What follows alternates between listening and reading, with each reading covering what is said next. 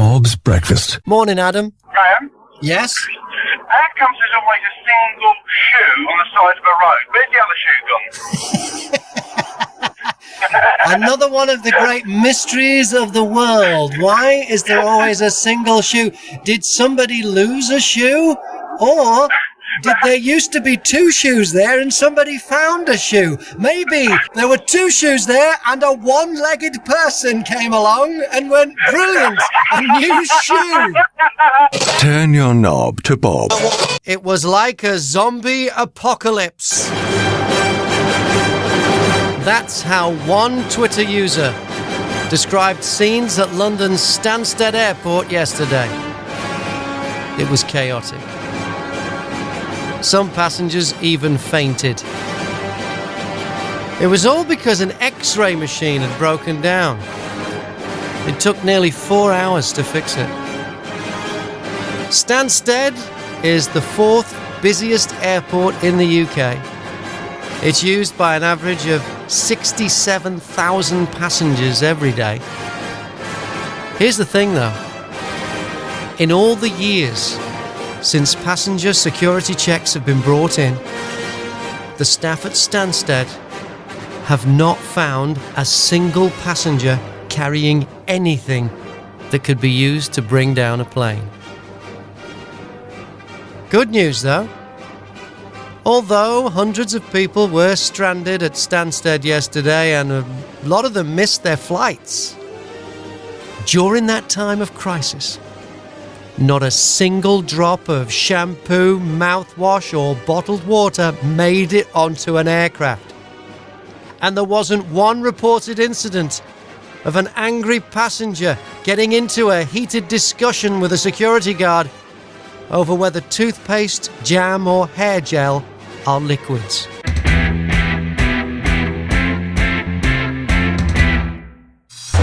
That was a great story you brought us earlier, Laura. The one about the fella who'd... Was it his picture he'd replaced? It was, he tweeted it, but it was his brother who had done it. So his brother replaced a framed picture of himself on the wall at his mum's house. And he replaced it with a picture of Kim Jong-un, the leader of North Korea. And his mum still hasn't noticed. Nope. It's been 2 weeks. She's still not noticed. Thank you very much. Brilliant. All right. So we're looking for pranks you've pulled and whether they worked or not.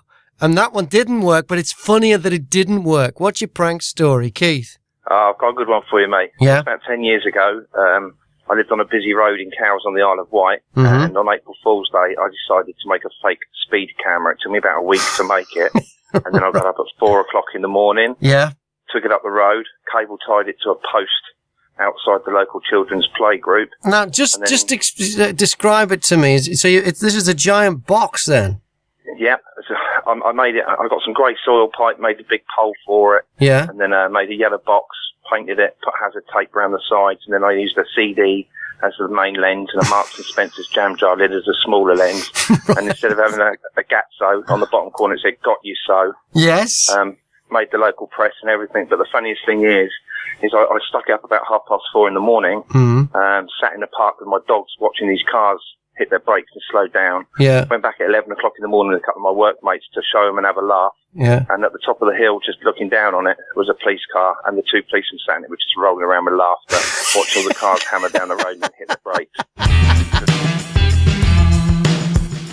The British media are royal sycophants. The royals can do no wrong. They can get away with anything. The best example of this is how they report the news of the racist, sexist Prince Philip, the Duke of Edinburgh, the Queen's husband. He announced he's retiring from public engagements this week. That's great news and should be welcomed by anyone who hates bigots.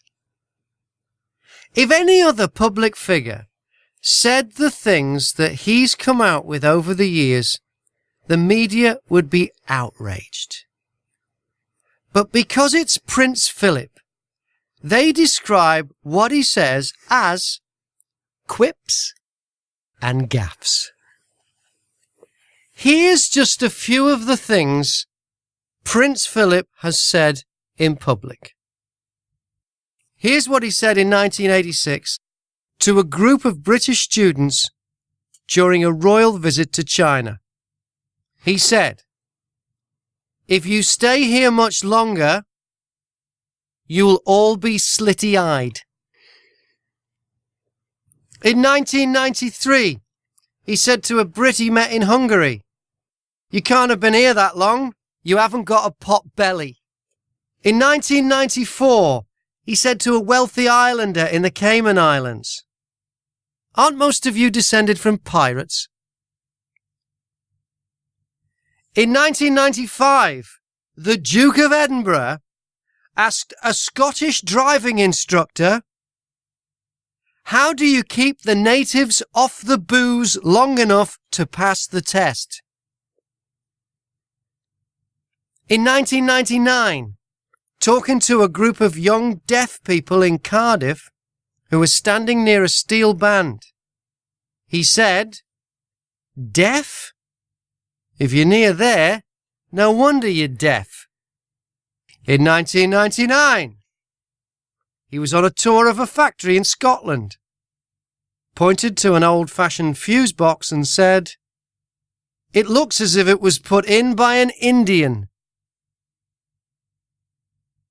In 2001, when a 13-year-old called Andrew Adams told him he wanted to go into space, Prince Philip said, "You're too fat to be an astronaut."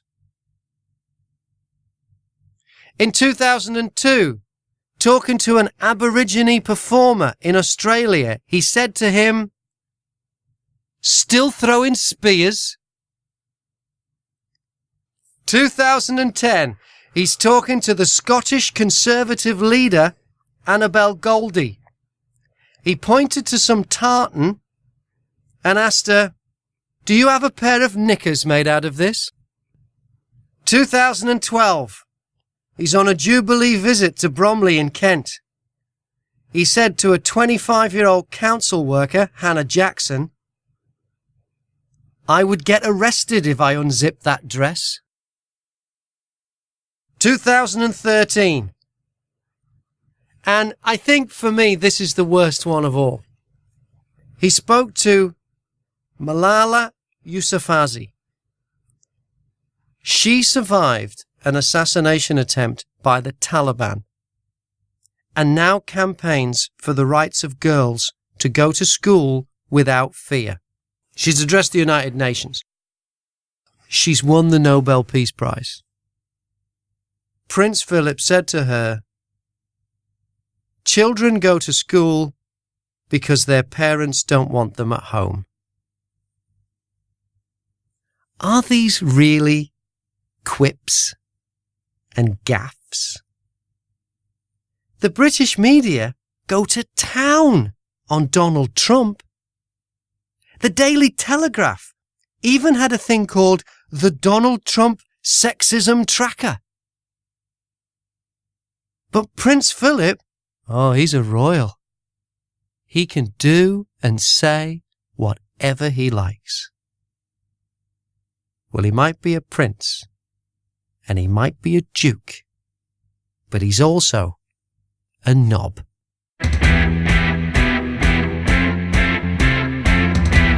Laura brought us a story about this house in Canada which is full of clowns. The house is for sale, but the people who used to live there have left hundreds of clowns, like clown dolls, clown pictures, all sorts of weird stuff.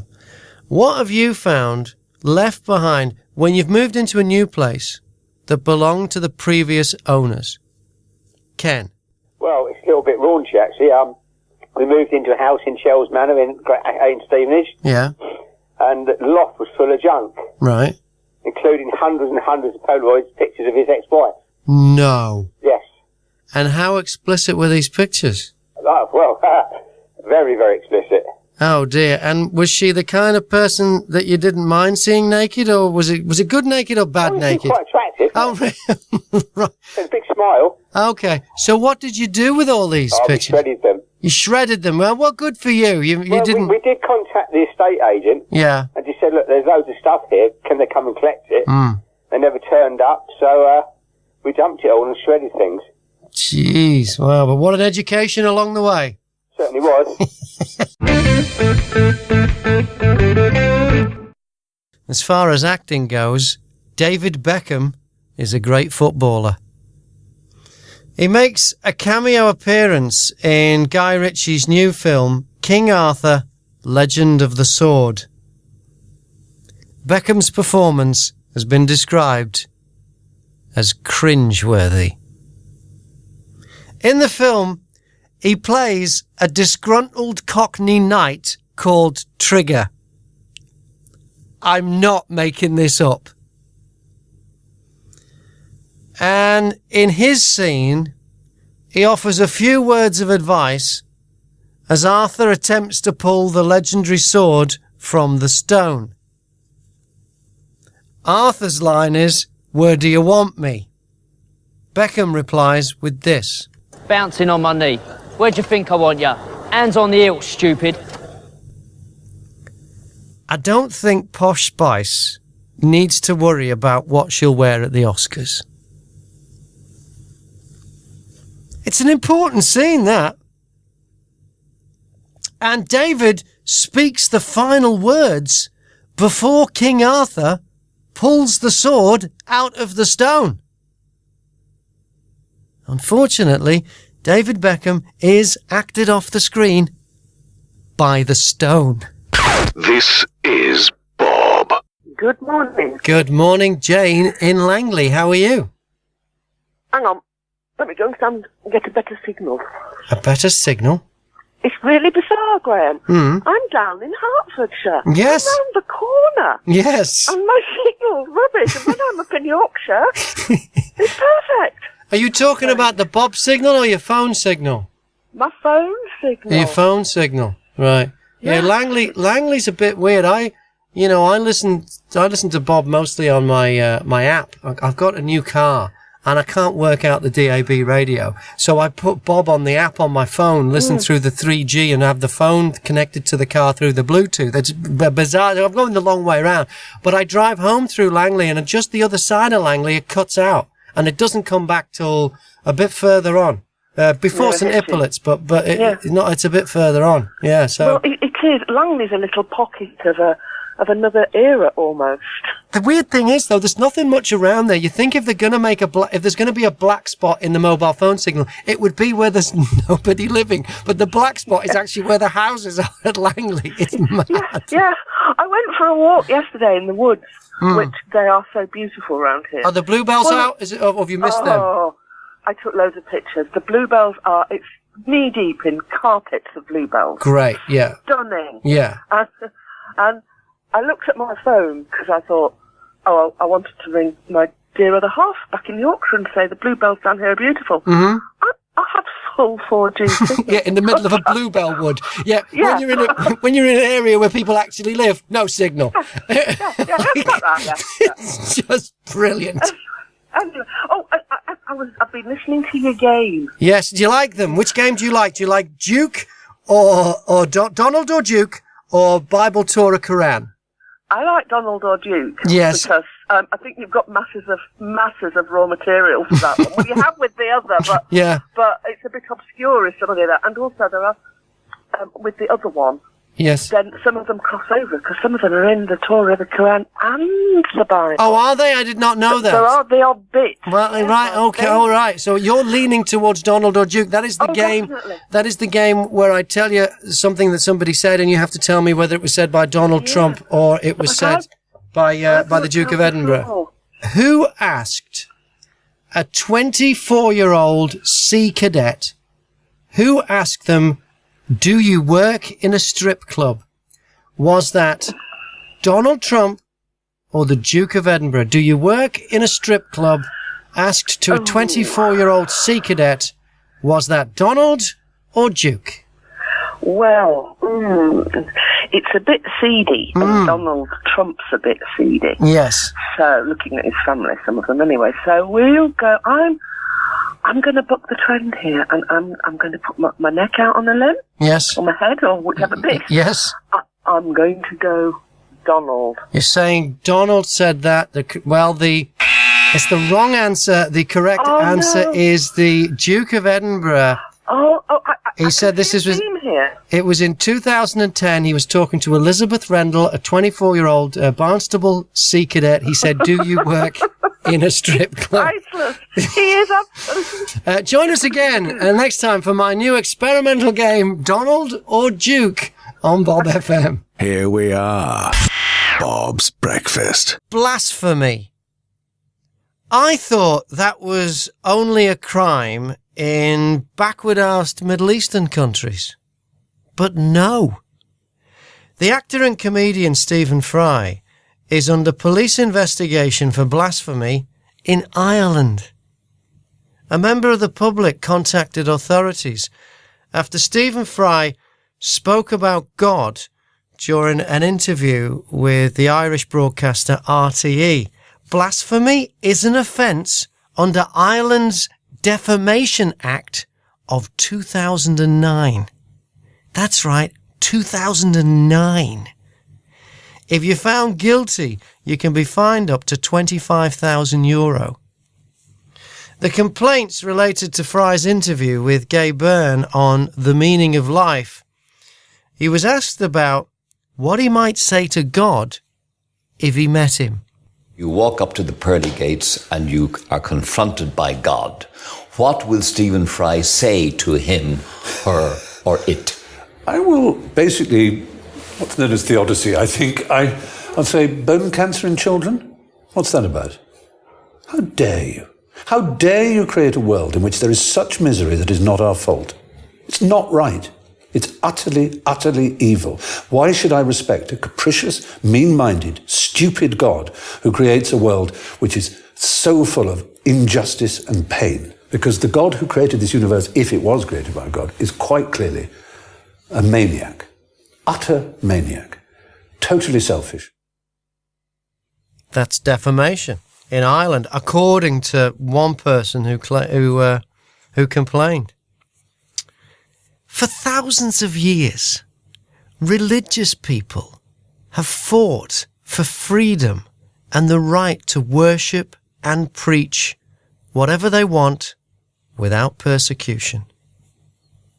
Shouldn't those of us who don't believe in their imaginary friend get the same rights too? In Ireland, there's a law that makes it illegal to say what you think about something that's never been proved.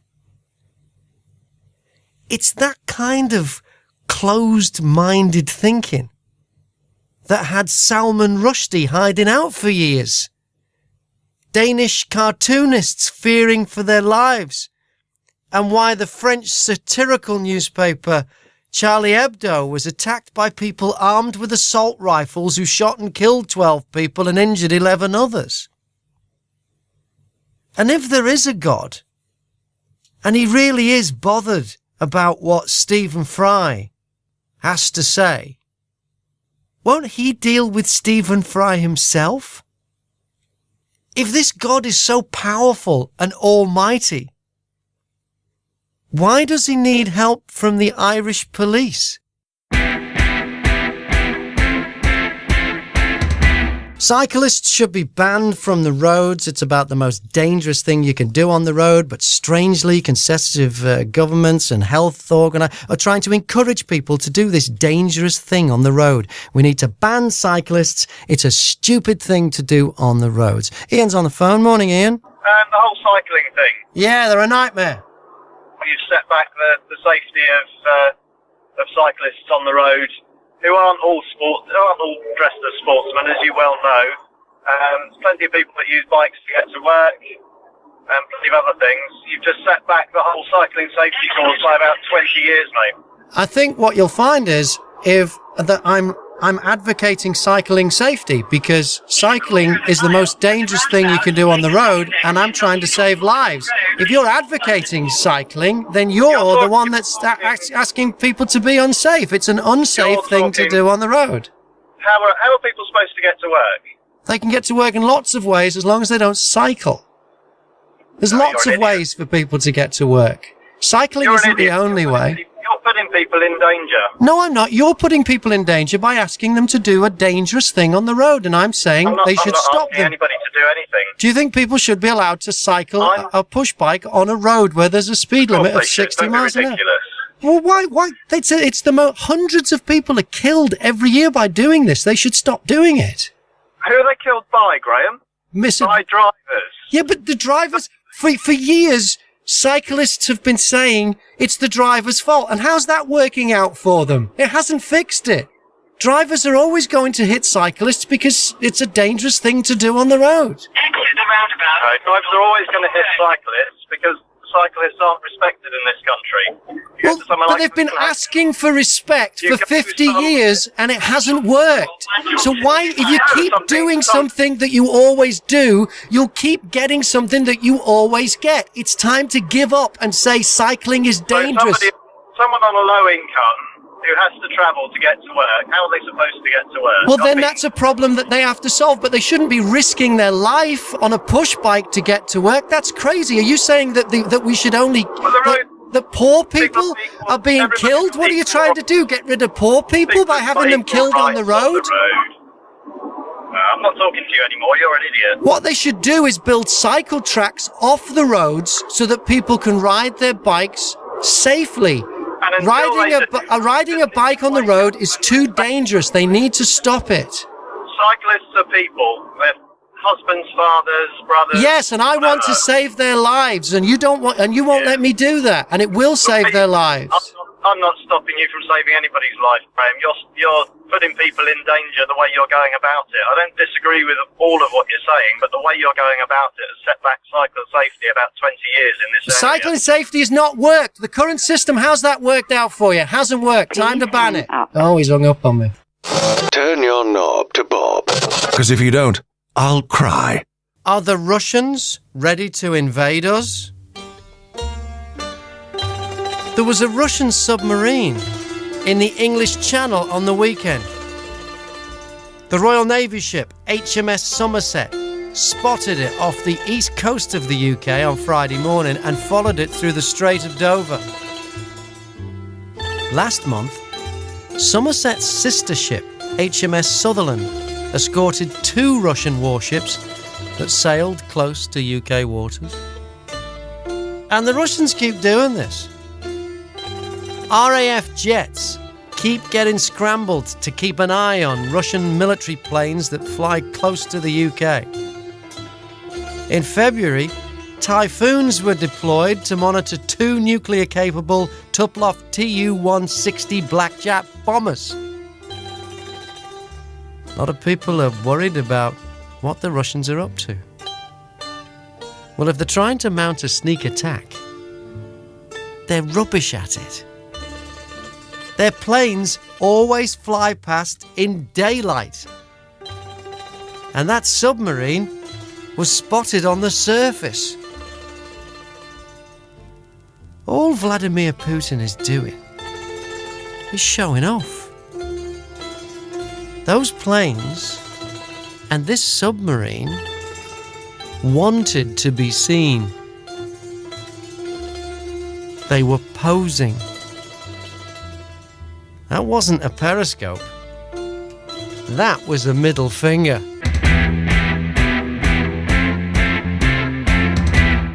Gary, you are the wildcard entry into Beat the Toaster. Are you ready to play this game? Go on then. You need to get more than Badger to win your tickets. Here we go with question number 1. What is the national airline of Australia? Air Canada. Badger's back on the phone. You were listening to Gary's effort there? What's the national airline of Australia? Air Canada.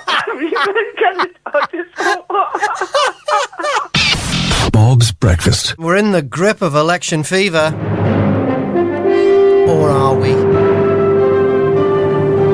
No matter what the result of the general election on June the 8th, Britain is going to end up with a rubbish Prime Minister who represents a party of crooks. Napoleon said, that the job of a leader is to define reality and give hope. Isn't that what we need right now? Someone who'll tell it like it is and inspire us. But look at the choices we've got. Of the two main parties, one side is wishy-washy and bland, and the other side is even more boring. And the alternatives to the main parties? They're just as vanilla. The people who've put themselves forward as candidates are some of the most boring people in Britain. And they're all promising the same things. Each party has a slightly different version of a message that promises more money for public services without raising taxes. Well, that's impossible. You can't spend less and get more. They're all lying. None of the party leaders have any charisma. And then when they speak, it's obvious that they're shifty as well. And that just makes them even more unlikable. None of these people are defining reality or giving hope. They're distorting reality. And they're all hopeless. This is Bob. Hey, good morning to Sue in Panshanger. Listen, I've just spoken to your hubby. You've no idea how sorry he is. He's really messed up, and he would love to talk to you. He wants you back. He really means it. And if you can just pick up the phone and have a chat with him. The man is full of regret. He loves you to bits. Give him a call, Sue.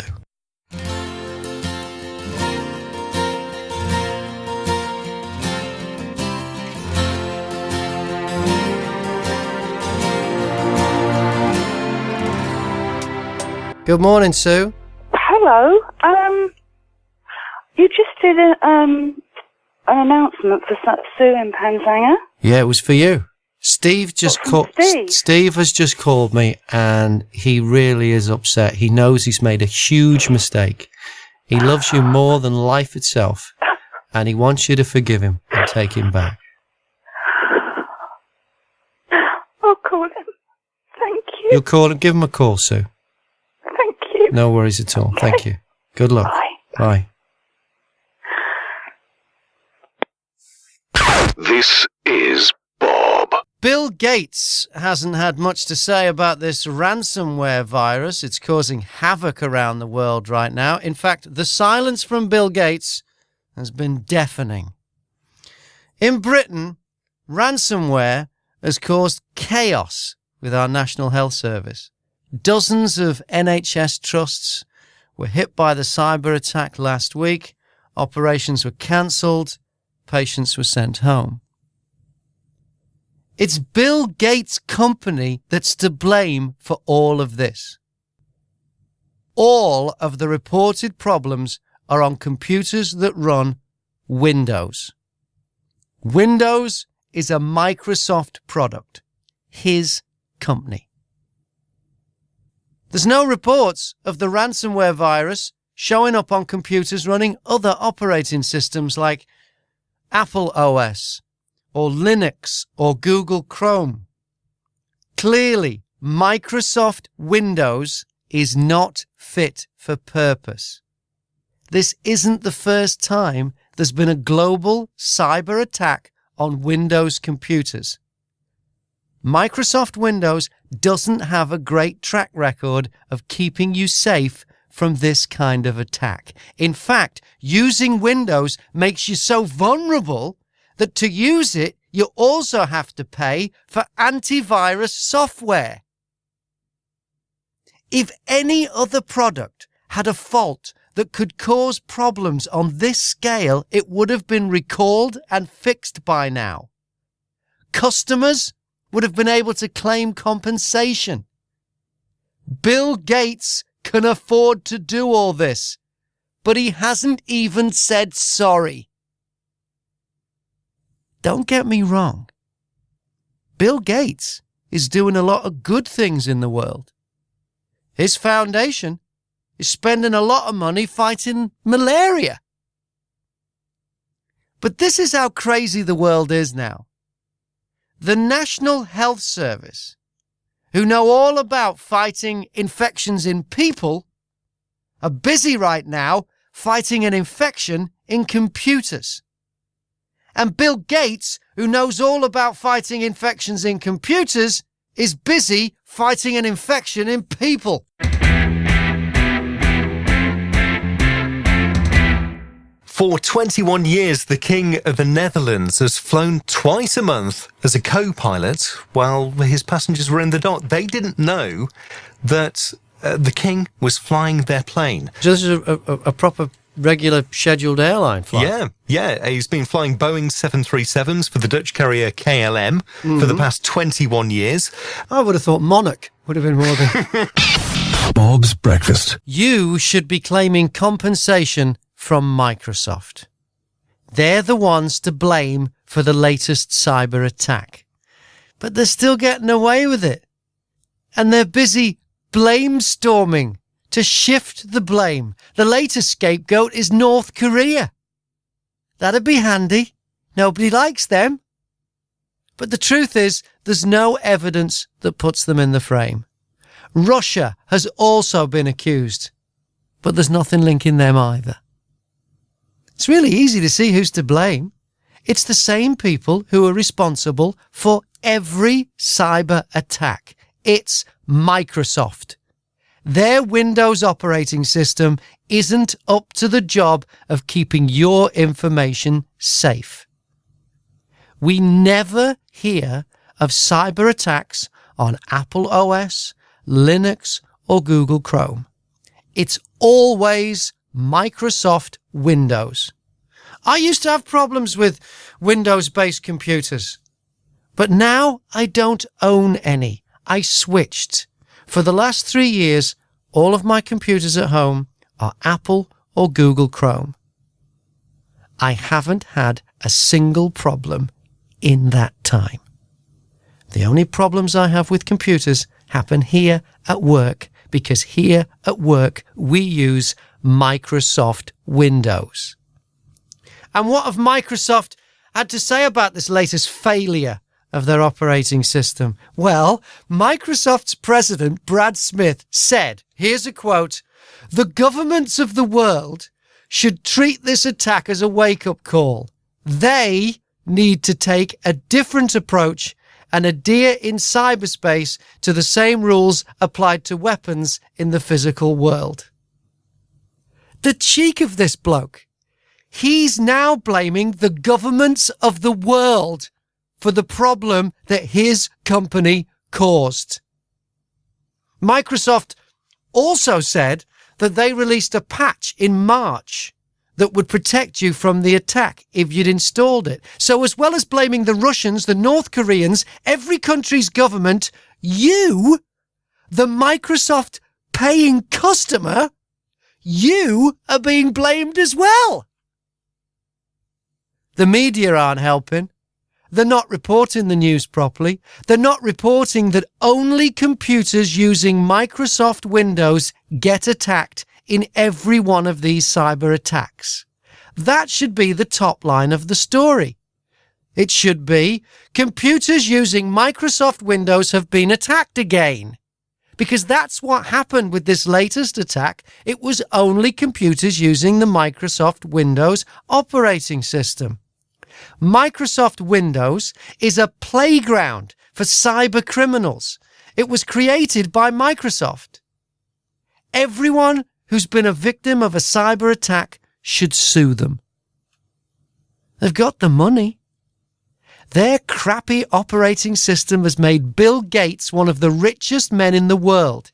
He's laughing all the way to the bank while you suffer, and Microsoft blames you. Microsoft should change the name of its operating system. It should really be called Dirty Windows or Broken Windows. By now, it should be Curtains for Windows.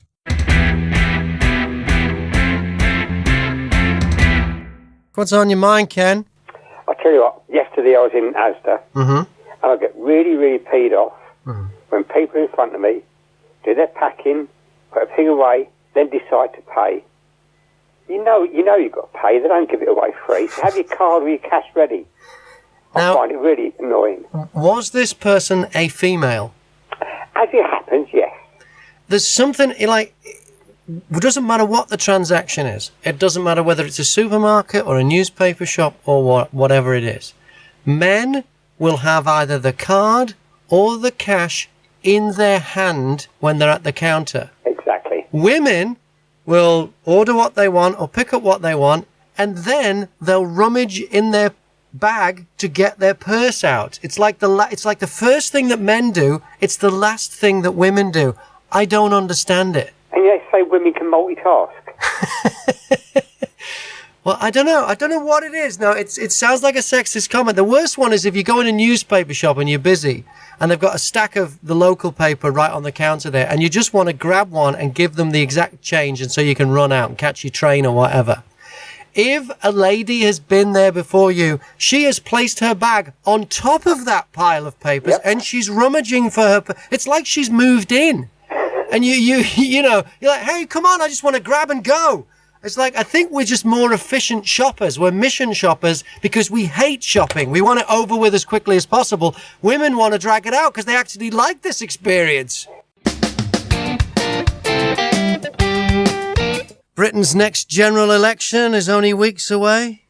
I was asked an interesting question at work today. In the middle of a crowded office, the sales manager said to me, "Which way do you vote?" I said, well, it depends. When it comes to politics, I don't have a brand loyalty. I approach picking the party to vote for the same way as I decide which car to buy. I look at my circumstances, I choose the one that suits my lifestyle, then I make a decision.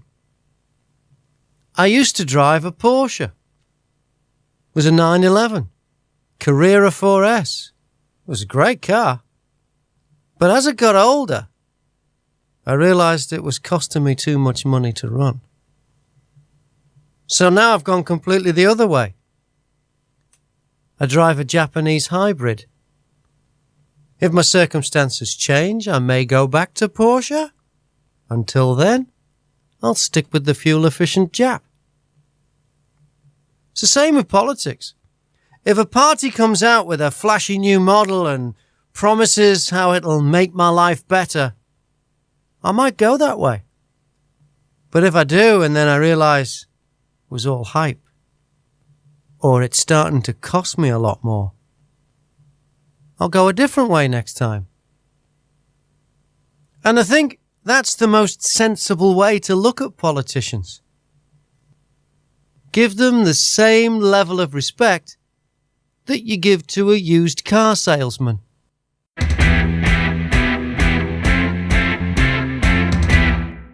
Good morning, Jane. I was laughing because you had have you ever had the date from hell? Yes. Little thing. Yes. And my husband started chortling at the side of me. Mm-hmm. And he said, do you remember, before we met, obviously, the time that you went out and had the most fantastic date? I said, I do, with embarrassment. Do you remember as a kid, or was this when you were away, the adverts with the lady that loves milk tray? Oh, no, I remember the milk tray man, and he'd swim through shark-infested waters and everything just to bring her that box of chocolates. Helicopters without wings and all sorts. Yeah, yeah.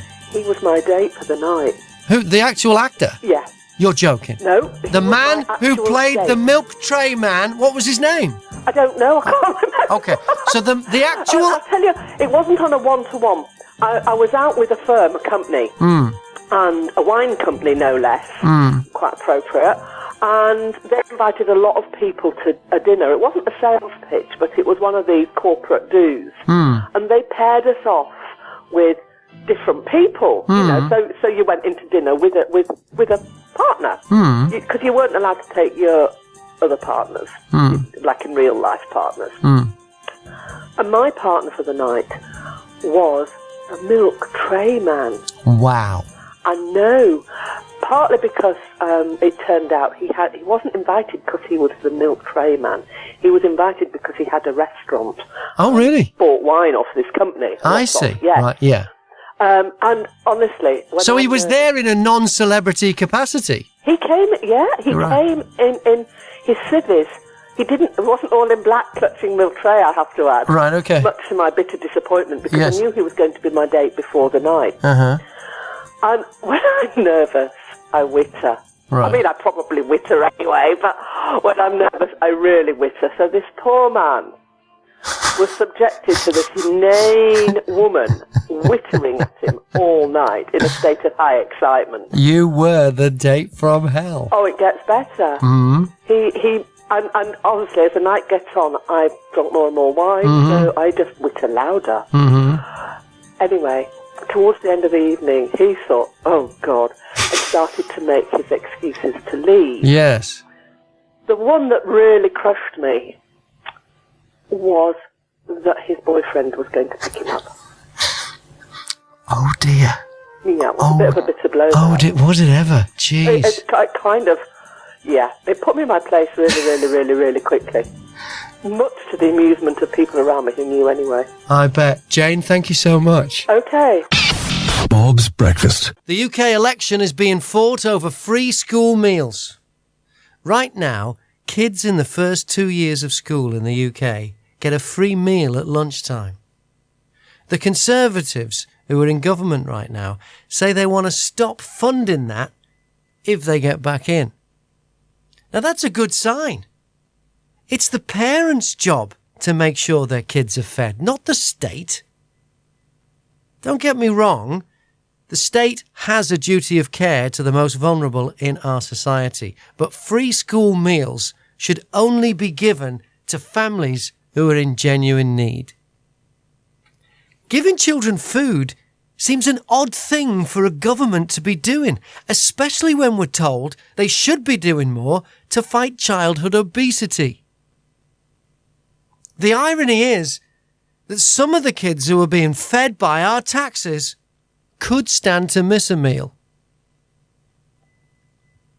And just when you think the Conservative Party are on the right track by talking about ending free school meals for all, we find out that they're saying some of the money saved by ending universal free school lunches will be used to give all primary-age children a free breakfast. So the only thing that's changing is the time of the day that they get the free food. The biggest problem I have with all of this is the message it sends to British kids. They're being taught that the state will look after them. This will breed a generation with an inbuilt culture of entitlement. Eventually they'll need to go out into the real world and make their own way in life. A feeling of entitlement will only hold them back. You don't grow by sitting back and letting someone else take care of you. You grow by making your own mistakes, by earning and paying your own way.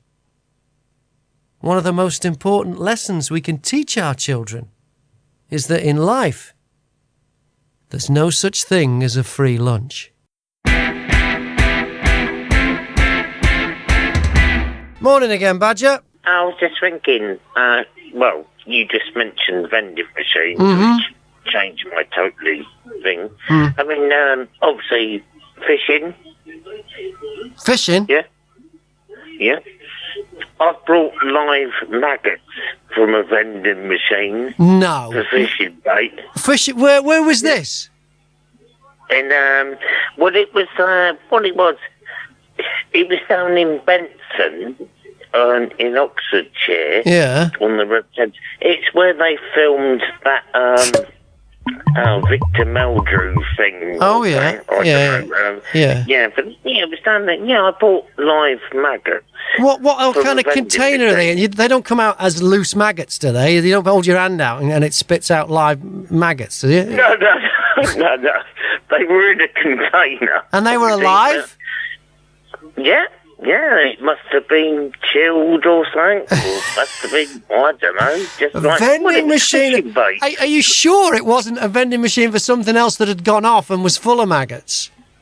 No, I've had that before. Oh, you've had that? I bought a chocolate bar. Yeah. And I think because of the fruit in the chocolate bar, yeah, it had gone off. Yeah. And there was things coming out of that. Yeah. And that was out of a vending machine? Yeah. So you've had maggots out of a vending machine quite a few times then?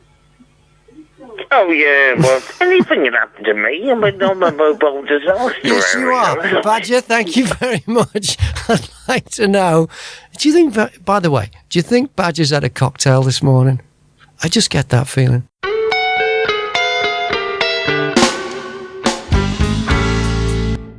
I'm Graham Mack, and I hope you're enjoying the podcast. If you are, make sure you share it on Facebook and Twitter, and you can subscribe at iTunes.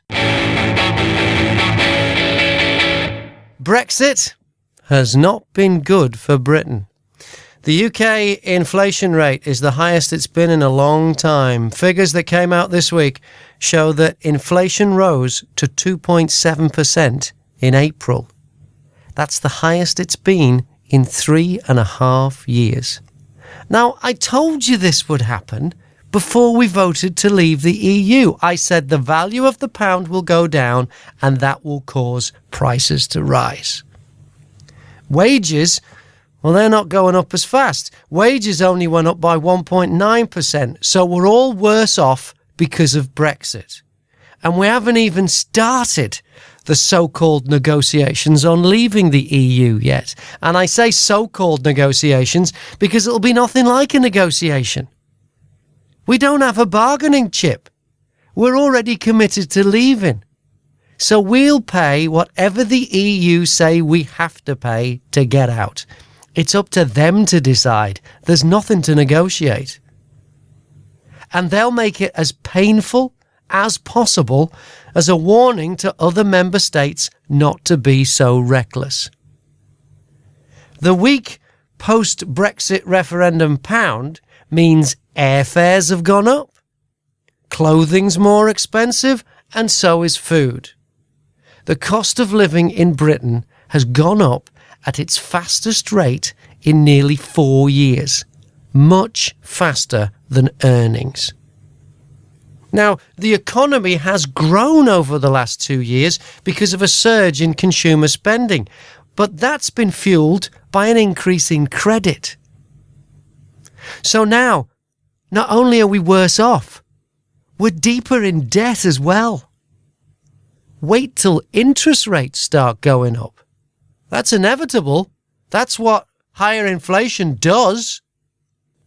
The fall in the value of the pound following the Brexit vote has pushed the prices of imports, especially food and clothing, pushed them up.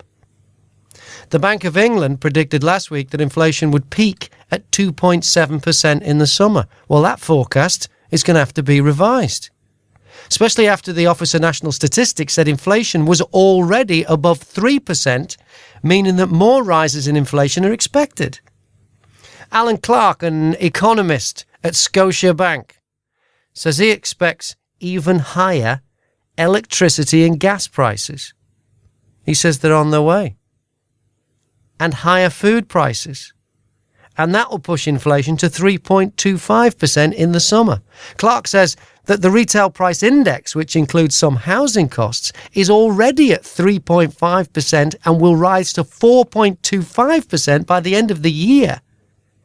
The National Institute for Economic and Social Research forecast last week that British workers will see their disposable income shrinking this year as a result of rising inflation. Brexit caused a 20% devaluation in the value of the pound. Now it's working its way through the economy, and inflation is eroding wages.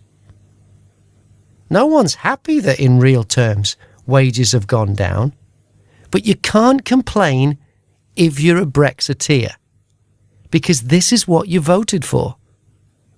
You caused this. I'm reminded of a tweet I saw the day after the referendum results came out. And it's as true now as it was then. It said, if you punch a random stranger today, there's a 52% chance they deserved it.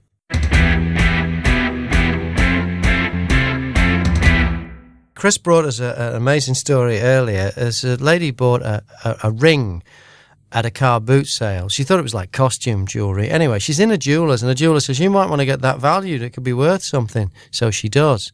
It's being auctioned. They reckon it'll get in at least £300,000. Cost her a tenner at a car boot sale. What's the best bargain you've ever got? Dominic? Best bargain? Can I say the wife? Oh, that's nice. What's her name? Natalie, that is a lovely thing to say. She's a bargain. Absolute bargain. Because wives are expensive traditionally. Absolutely, no, my wife's not. She surprised us with our wedding. You what? Yeah, she surprised me with our wedding. I didn't know about it. You didn't know about your wedding? No, until the night before. She took me out to dinner. Yeah. Gave me an invitation to my own wedding the following day. and she held this down at Toonbury Farm. And how long had you been seeing her? Oh, crikey, 20-odd years we've been together. I think it's about time. Yeah, well, it was coming up to, we're 10 years next April. So 9 years we've been married, but we've been together over 20 years. Oh, that is a brilliant thing to do. And she did the whole thing for $3,000. And that was at Toonbury Farms as well. Is that right? She pulled a blind up. Did she ever? I didn't know anything about it. She's the best bargain on the planet, my wife. All right, thank you. Meant in obviously the loveliest way possible. Oh, Dominic, that's nice. Mm.